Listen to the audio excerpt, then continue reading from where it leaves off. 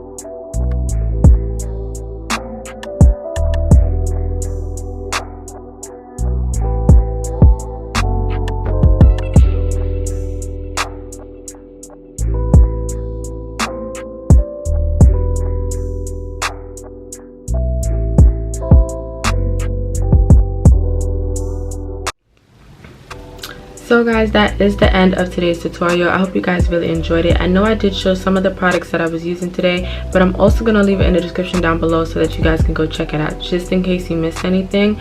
I'm also going to go ahead and leave my website for you guys so that you guys can go ahead and check out my new body butters and new body scrubs that I just launched on the 10th. And down below I'm also going to leave my Instagram, all my social medias and stuff like that, so you guys can follow me. And yeah, make sure you like, comment, and subscribe on this video and click the notification bell so that every time I upload you will be notified. And I will see you guys next Friday. Bye.